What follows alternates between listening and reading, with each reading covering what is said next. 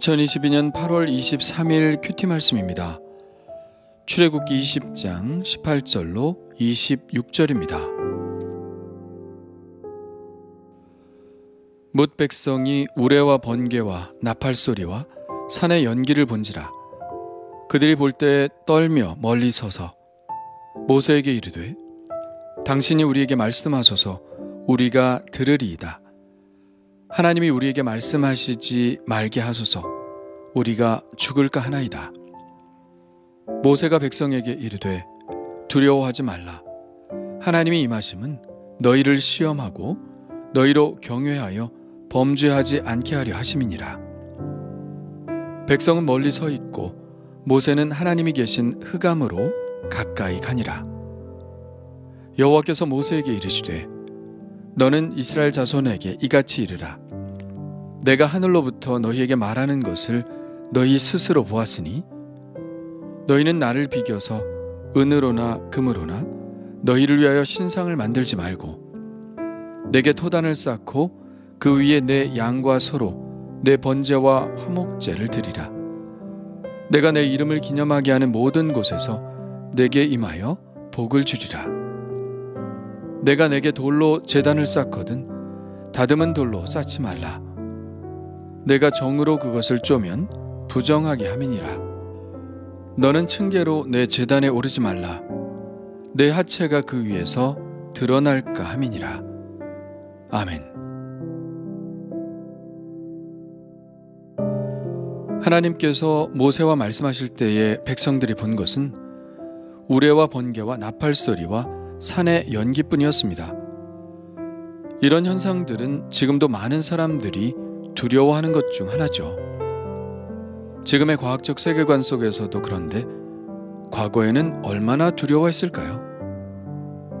그리고 이것은 지금 우리가 볼 수 있는 우레와 번개와 나팔 소리와 산의 연기와는 차원이 다른 것이었을 것입니다. 그 안에 하나님의 임재가 계셨기 때문이죠. 그러니 얼마나 큰 위험과 두려움으로 백성들에게 다가왔을까요? 하나님이 앞서 경계하셨던 그 염려와는 달리 백성들은 두려움에 아예 산 가까이 접근할 생각도 하지 못했습니다. 그래서 모세에게 말하죠.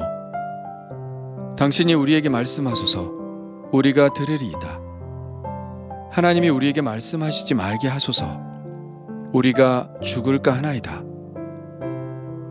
백성들은 당장이라도 그 우레와 번개가 자기들에게 덮칠 것 같은 두려움을 가졌음에 틀림이 없습니다. 그들은 하나님의 위험을 감당할 수 없었죠. 그래서 모세는 그들을 안심시킵니다. 두려워하지 말라.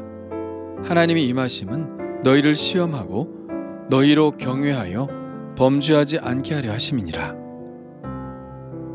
두려움을 불러일으키는 하나님의 위험을 드러내신 이유는 그들을 죽이시기 위해서도 아니고 그들을 겁주기 위해서도 아닙니다. 그들에게 말씀하시는 하나님이 얼마나 위험이 높으신 분인지 그들이 깨닫고 하나님을 경외하며 앞으로 하나님께서 말씀하실 그 율법의 말씀들을 잘 지켜 행하도록 하시기 위한 것입니다. 현대 그리스도인들도 이와 같은 하나님의 위엄을 인식할 필요가 있어 보입니다. 하나님에 대한 첫 인식이 그저 나를 무조건적으로 사랑하시는 아버지이신 우리 그리스도인들은 이 원초적인 하나님의 위엄을 잘 알지 못하는 경우가 많습니다. 사실 복음은 두려움에서 촉발되고 그 두려움을 덮는 사랑에서 완성이 되는 것인데 이 하나님의 위엄을 알지 못하면 마땅히 가져야 할 두려움을 알지 못하고 그래서 우리가 받은 구원이 얼마나 감사한 일인지도 알지 못하게 되죠. 그런 의미에서 오늘 말씀은 하나님의 본래적인 위엄이 얼마나 크신지 우리로 하여금 알게 해주시는 것 같습니다. 그리스도께서 하신 일이 아니라면 그 크신 위엄 앞에 그 하나님 앞에 설 수 있는 자는 아무도 없죠. 그래서 백성들은 멀리 서 있고 모세만 하나님이 계신 흑암으로 가까이 갑니다. 그런데 이 구절에서 하나님이 계신 곳을 흑암으로 표현하고 있는데요. 하나님이 흑암 가운데 계시다니 뭔가 잘 어울리는 것 같지 않습니다. 그렇습니다. 하나님은 빛이시기 때문에 그 어떤 흑암도 하나님을 감출 수는 없죠. 흑암이란 빛의 부재 때문에 오는 것이고 하나님의 밝은 빛에 모든 흑암은 필연적으로 물러날 수밖에 없기 때문입니다. 그러므로 흑암과 빛이신 하나님이 어울리지 않는다는 말은 맞는 말이죠. 그러나 이것 외에도 하나님이 흑암 중에 계시다는 표현은 꽤 많이 찾아볼 수 있습니다. 열왕기상에 보면 솔로몬이 성전 봉헌 기도를 할 때 이렇게 말합니다. 여호와께서 캄캄한 데 계시겠다 말씀하셨사오나 내가 참으로 주를 위하여 계실 성전을 건축하였사오니 주께서 영원히 계실 처소로소이다. 솔로몬이 이야기하는 것은 성전 짓기 전에 하나님께서 성막의 지성소에 머무시겠다고 말씀하신 그 말씀을 떠올린 것입니다. 성막의 성소에는 등잔이 있어 어둡지 않지만 지성소는 완전한 흑암이죠. 전혀 아무것도 보이지 않습니다. 하나님은 그 캄캄한 곳에 계시겠다고 말씀하셨죠. 시편에도 그런 표현이 있습니다. 그가 흑암을 그의 숨는 곳으로 삼으사 장막같이 자기를 두르게 하시며 곧 물의 흑암과 공중의 빽빽한 구름으로 그리하시도다. 그 앞에 광채로 말미암아 빽빽한 구름이 지나며 우박과 숯불이 내리도다.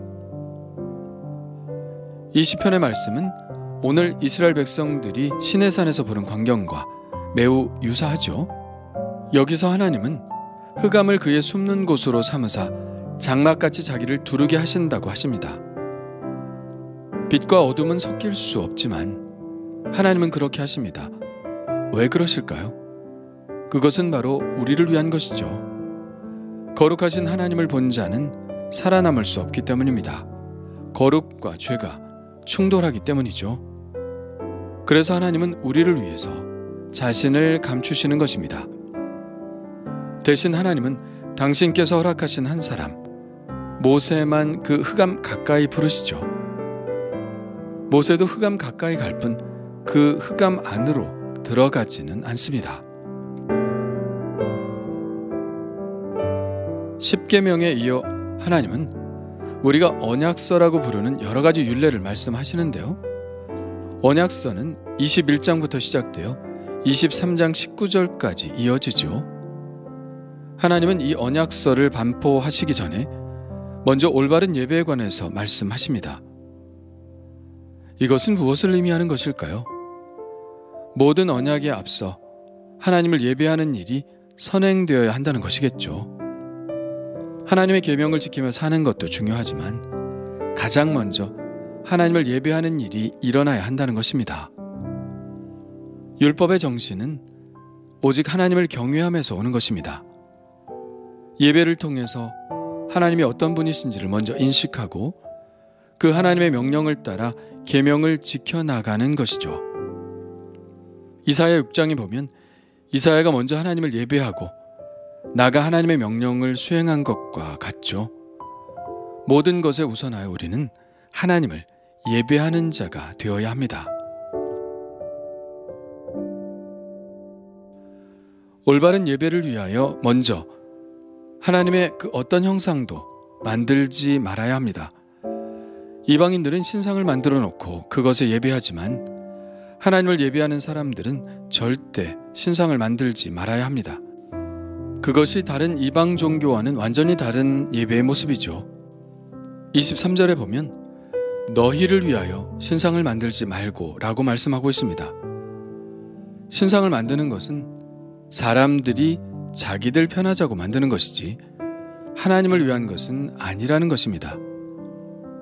사람들은 보는 것에 익숙하고 보지 않으면 믿지 않으려는 경향을 가지고 있죠. 그래서 무조건 눈에 보이는 것을 만듭니다. 그러나 그러는 순간 하나님은 그 신상 안에 갇히게 되는 것이죠. 하나님이 그 신상 안에 갇히신다는 이야기가 아니라 우리의 의식 속에서 그런 일이 벌어진다는 것입니다. 무한한 하나님을 우리의 의식 세계 속에서 그 우상에 가둔다는 것은 가장 불경스러운 일이고 하나님께서 가장 싫어하시는 일이죠. 하나님을 예배하기 위해서 필요한 것은 신상이 아니라 그저 제단일 뿐입니다. 흙으로 쌓은 토단이면 되지요. 그 위에 양과 소로 번제와 화목제를 드릴 수 있으면 됩니다. 만일 돌로 쌓으려면 다듬은 돌로 하지 말아야 합니다. 만일 연장을 대게 되면 그것 또한 만든 우상이 될 수 있어서 그런 것 아닐까요? 또 층계로 계단에 오르지 말아야 하는데 그것은 하체가 보일 수 있기 때문입니다. 당시 이방의 제사가 대부분 성적인 것과 결합이 되어 있었는데요. 하나님을 제사하는 것에는 그런 것들이 전혀 개입될 수 없음을 보여주는 것이죠.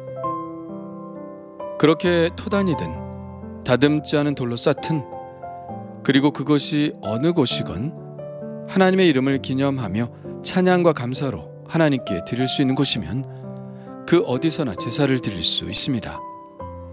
하나님은 제단을 쌓은 곳은 어디든지 임하셔서 복을 주리라고 말씀하십니다.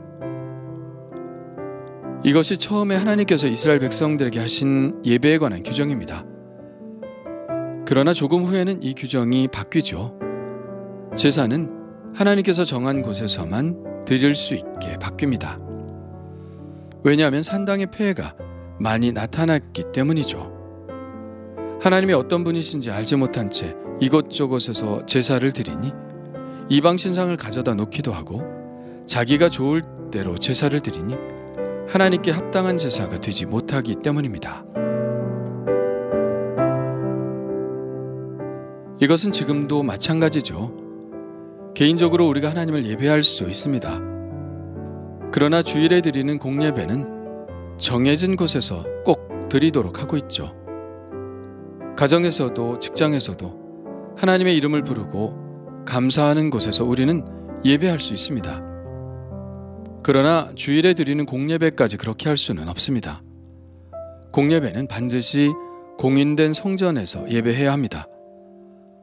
그리고 신학훈련을 받은 목회자의 인도하에 예배해야 합니다. 그래야 우리는 잘못 예배하는 것을 방지할 수 있습니다. 하나님은 오늘 말씀에 내가 내 이름을 기념하게 하는 모든 곳에서 내게 임하여 복을 주리라고 말씀하십니다. 우리가 하나님을 예배하는 것이 하나님께 드리는 최선의 것이라면 하나님도 우리에게 최선의 것을 주시는데 그것이 바로 복입니다. 예배하는 자에게 하나님은 복을 주십니다.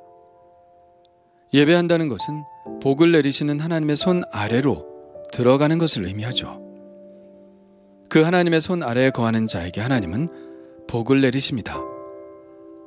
그러므로 복된 인생, 행복한 인생, 하나님께서 돌보시고 책임지시는 인생을 살려면 늘 하나님을 예배하는 자가 되어야 합니다. 내가 있는 곳에서 내가 할 수 있는 최선을 다해서 하나님을 예배할 때 하나님은 예배하는 자를 복주시고 그 삶의 터전에 복을 주시며 그와 함께 동행하시는 은혜를 베푸실 것입니다. 그러니 오늘도 하나님의 뜻을 행하기 전에 먼저 하나님을 예배합니다.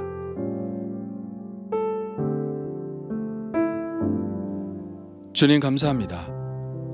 말씀을 행하게 하옵소서. 그러나 말씀을 행하기 전에 먼저 하나님이 얼마나 위엄이 넘치는 분이신지 깨달아 알게 하옵소서. 그 하나님께 어디서나 예배하는 자가 되게 하여 주옵소서. 매일 말씀으로 주님을 만나게 하시고 찬양으로 만나게 하시고 기도로 나아가게 하여 주옵소서. 제가 예배할 때 그 가정을, 직장을, 제 삶의 터전에 복을 허락하옵소서. 예배하는 복된 인생이 되게 하여 주옵소서. 예수님의 이름으로 기도합니다. 아멘.